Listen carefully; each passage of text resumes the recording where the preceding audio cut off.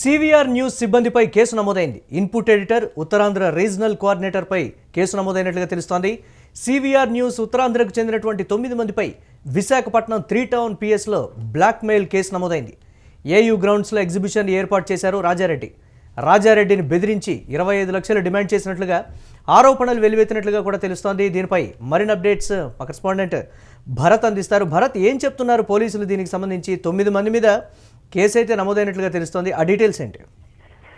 ఏదైతే CVR news కు సంబంధించినంత వరకు కూడాను బ్లాక్ మెయిల్ చేశారంటూ కూడా విశాఖపట్నం 3వ పట్టణ పోలీస్ స్టేషన్ లో 9 మంది పైన కేసు నమోదైంది. ఎఫ్ఐఆర్ కూడా వేసినటువంటి పరిస్థితి కనిపిస్తా ఉందని చెప్పొచ్చు. మరీ ముఖ్యంగా న్యూస్ కు సంబంధించినంత వరకు input editor, Uttarandhra regional coordinator తో పాటుగా కెమెరామ్యాన్ లో ఆ స్థానికంగా వెళ్ళినటువంటి రిపోర్టర్ల మీద కూడా కేసు నమోదు చేసినటువంటి పరిస్థితి. ఆంధ్ర యూనివర్సిటీలో ఎగ్జిబిషన్ ఏర్పాటు చేసినటువంటి పరిస్థితుల్లో రాజారెడ్డి అనేటటువంటి వ్యక్తి ఆంధ్ర యూనివర్సిటీలో ఎగ్జిబిషన్ ఏర్పాటు చేశారు.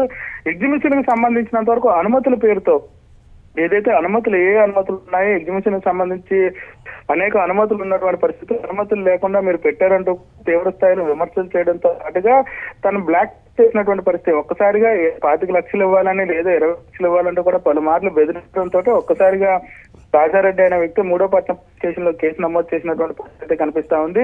ఎవరైతే తనకి బ్లాక్ మెయిల్ కు పాల్పడ్డారో, ఎవరెవరైతే తన ఏదైతే ఎగ్జిబిషన్ ఏర్పాటు చేసినటువంటి ఆంధ్ర యూనివర్సిటీకి సంబంధించినటువంటి మైదానంలో ఏర్పాటు చేసినటువంటి ప్రాంతానికి వచ్చినటువంటి సివిఆర్ న్యూస్ సిబ్బంది అంతటి మీద కూడా కేసులు పెట్టినటువంటి పరిస్థితి కనిపిస్తా ఉంది. మరీ ముఖ్యంగా బ్లాక్ మెయిల్ చేశారనే ఆరోపణ నేపథ్యంలో ఈ కేసులు నమోదు చేసి ఎఫ్ఐఆర్ ఫైల్ అయినటువంటి పరిస్థితి అయితే కనిపిస్తోందని చెప్పొచ్చు.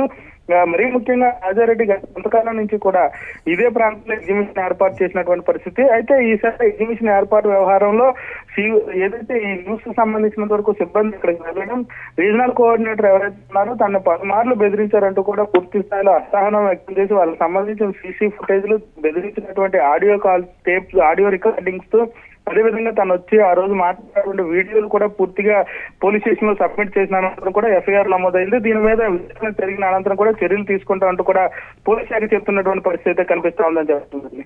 బాధితుడు ఏం చెప్తున్నాడు దీని మీద? రాజారెడ్డి ఎవరైతే ఉన్నారో అతనికి సంబంధించి ప్రధానంగా అతని వెర్షన్ ఏంటి? ఎగ్జిబిషన్ కి సంబంధించినంత వరకు చాలా కాలం నుంచి 2 దశాబ్దాల నుంచి కూడా ఇదే ప్రాంతంలో ఎగ్జిబిషన్ ఏర్పాటు చేస్తా ఉంటాను. ఆంధ్ర యూనివర్సిటీకి సంబంధించినంత వరకు అనేక అనుమతులు ఉన్నటువంటి నేపథ్యంలో అన్ని అనుమతులు తీసుకున్న తర్వాత మా ఎగ్జిబిషన్ ఏర్పాటు చేస్తాం.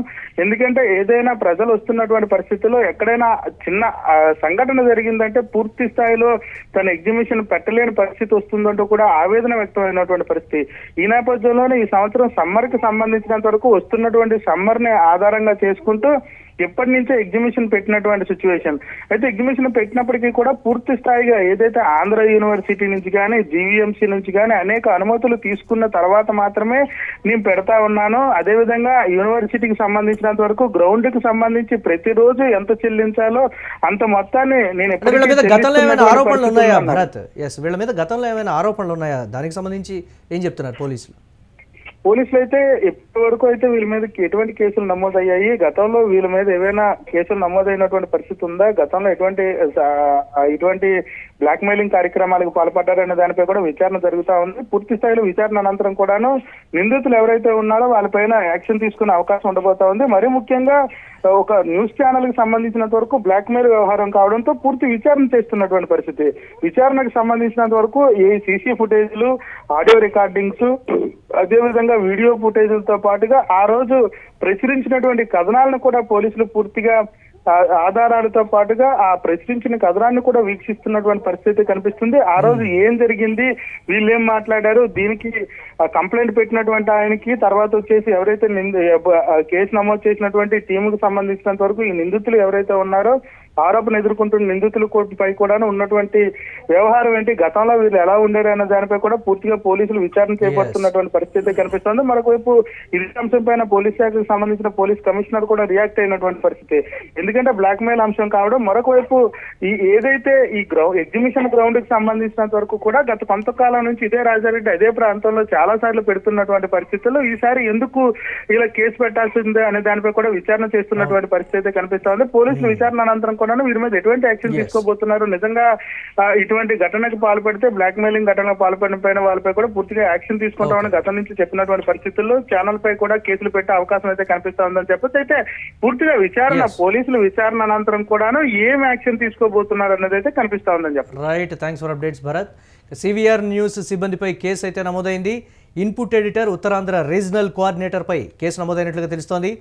సివిఆర్ న్యూస్ ఉత్తరాంధ్రకు చెందిన 9 మందిపై విశాఖపట్నం 3 టౌన్ పిఎస్లో బ్లాక్మెయిల్ కేసు అయితే నమోదైంది. ఏయూ గ్రౌండ్స్లో ఎగ్జిబిషన్ ఏర్పాటు చేశారు రాజారెడ్డిని బెదిరించి 25 లక్షలు డిమాండ్ చేసినట్లుగా ఆరోపణలు వెలువెత్తుతున్నాయి.